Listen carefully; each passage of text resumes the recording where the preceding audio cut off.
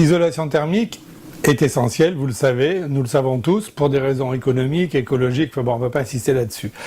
Et quand on isole une maison, la première surface à isoler, c'est la toiture, tout simplement, parce que la toiture, elle représente plus de 30%, donc plus du tiers des déperditions de chaleur d'une maison. Bon, on va isoler la toiture, d'accord. Avec quoi? Les isolants traditionnels, laine de verre, laine de roche, mousse de polyuréthane, polystyène, etc. Ben moi, je pense qu'on peut faire beaucoup mieux aujourd'hui. Et dans le cadre du développement durable, on va utiliser un isolant écologique, un écomatériau.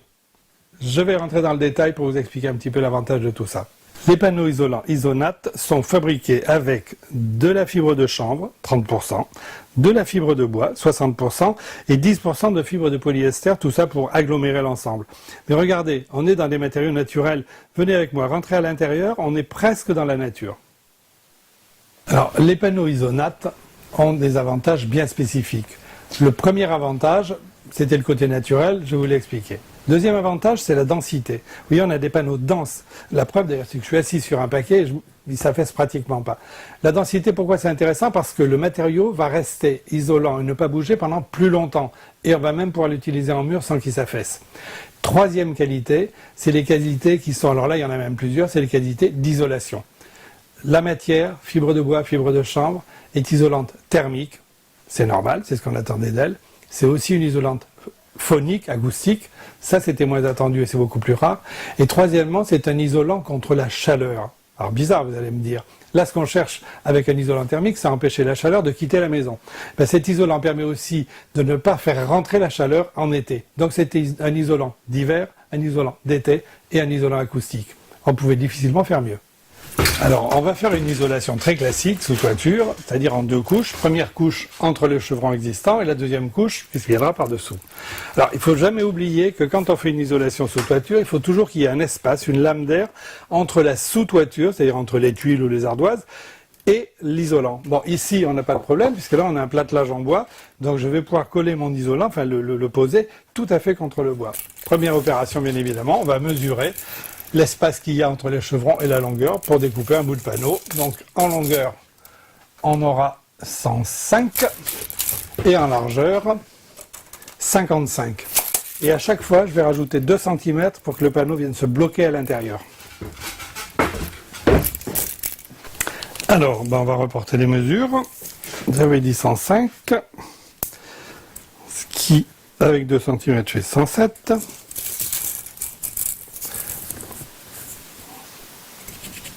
Voilà.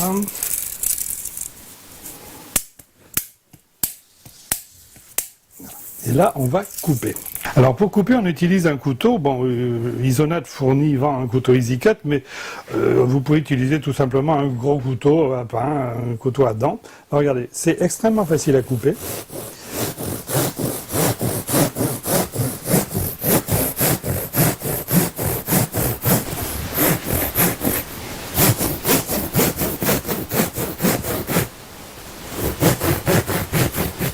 Voilà, après je coupe l'autre côté.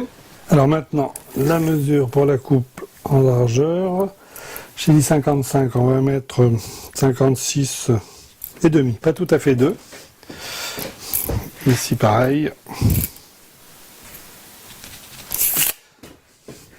Et pour m'aider à couper droit, éventuellement, ce que je peux faire, c'est poser la règle et appuyer la lame du couteau contre la règle.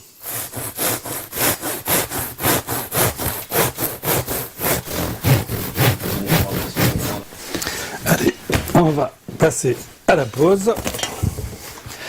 Avant ça, je prends des lunettes, parce que bien qu'il y ait peu de poussière, c'est pas la peine de s'abîmer les yeux.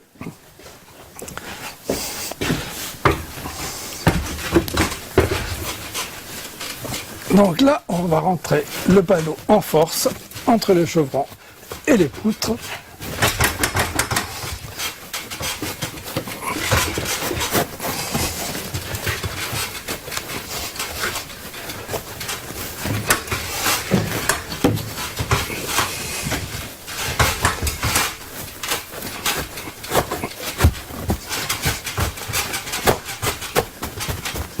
Regardez, ça tient tout seul et ça isole parfaitement.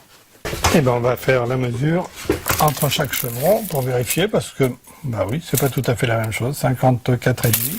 Bah, après, découpe, dépose, travée par travée. Alors, même technique, on vient bloquer le panneau.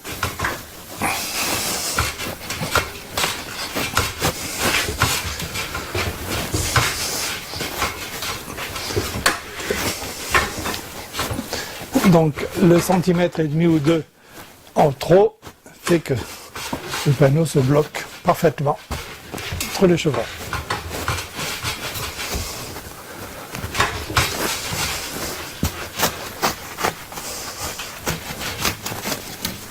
Et on continue.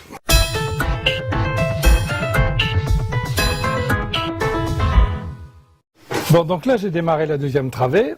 Et comme vous le remarquez, le panneau fait 1,20 m, la travée est un peu plus large, donc il y a un trou. Et ben on va le boucher, c'est très simple. Il suffit de découper un petit morceau de panneau et de venir l'emboîter. Alors toujours pareil, hein, dimension un peu supérieure. Et comme le matériau est dense, je bloque les panneaux l'un contre l'autre. Et j'ai une isolation continue et parfaite. C'est facile.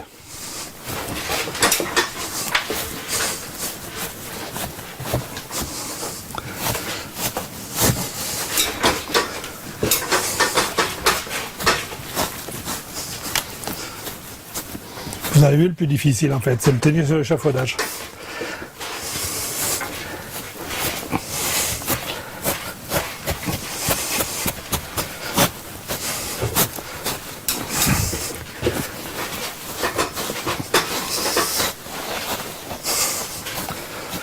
Voilà, et le même problème, on va couper une petite bande et la poser. Donc la première couche entre chevrons fait nécessairement 80 mm d'épaisseur, puisque les chevrons ont 80 mm d'épaisseur. Pour avoir une isolation sérieuse et qui corresponde à la région, on va rajouter maintenant un panneau de 120 mm. Donc au total, on aura 200 mm et là, on aura une isolation parfaite pour le coin. Ce panneau, comment on va le fixer? Alors il y a plusieurs techniques. Il y a la technique de mettre surtout ce qu'on appelle un contre-chevronnage de l'épaisseur du nouveau panneau, donc 120 mm d'épaisseur. Moi je trouve que ça surcharge et qu'en plus ça coûte beaucoup d'argent. Donc je vais vous proposer une nouvelle technique, vous allez voir ça tient très bien grâce aux panneaux qui sont très denses. On va venir se fixer sur nos chevrons et je vais fixer les nouveaux panneaux à cheval comme ça, et vous allez voir ça tient tout seul. On le découpe ensemble et on le pose. Donc comme je vais visser sur les chevrons, je repère l'emplacement des chevrons, c'est assez simple.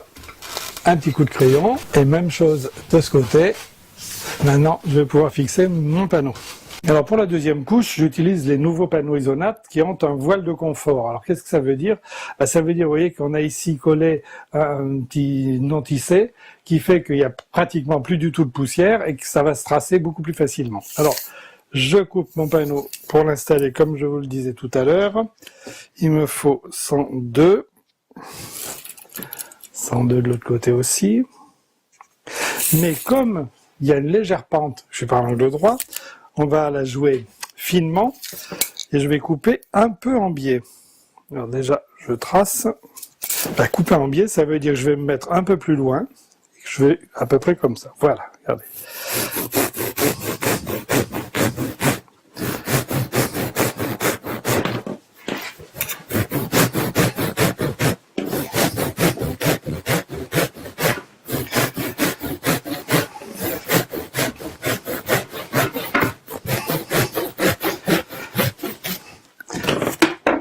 Et on va fixer le panneau par vissage. Donc quand je vais le visser sur le chevron, j'ai repéré mon chevron, je vais repérer le centre du panneau, la moitié de 60, ça fait 30, un petit point ici, un par là, un autre ici, et après c'est l'astuce pour fixer sans que ça traverse, puisque je fixe par vissage. On va fabriquer des rondelles en carton. Un carton un peu épais. Quand je dis une rondelle, en réalité c'est un carré.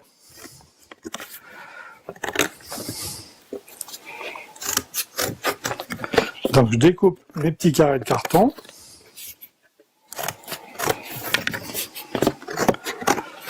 Il m'en faut 3 par panneau.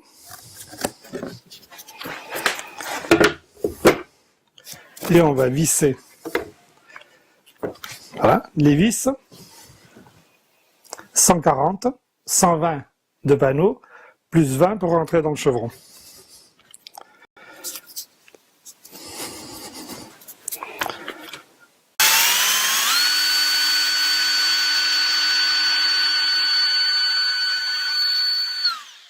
Alors on va prévisser, c'est-à-dire que je vais mettre déjà les vis dans le panneau.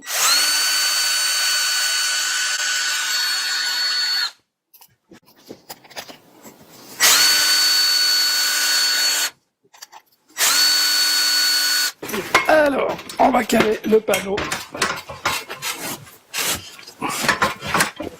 centré évidemment sur le tracé. Et là, il suffit de visser. Voilà.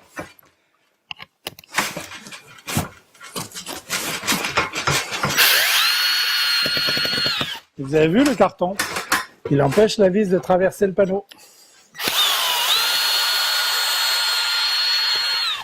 Alors, on va continuer. Je vais poser les panneaux les uns derrière les autres, enfin les uns à côté des autres, en vérifiant à chaque fois, bien évidemment, l'espacement et l'emplacement du chevron, sinon je n'arriverai pas à visser. Alors là, pareil, le but étant d'avoir des panneaux parfaitement jointifs, bien évidemment, pour qu'on ait une vraie isolation. Isolation continue. Alors, pour boucher le trou là que j'ai laissé tout à l'heure, c'est pas compliqué. Un morceau de panneau découpé un petit peu plus grand et rentrer en force, comme d'habitude.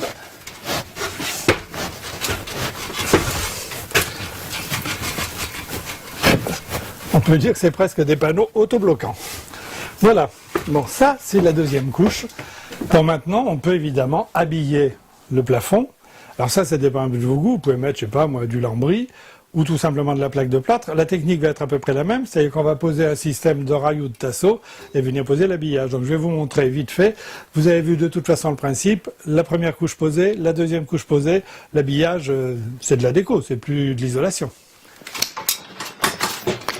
Alors pour préparer l'habillage, là déjà je pose des tasseaux. Là la vis elle est longue.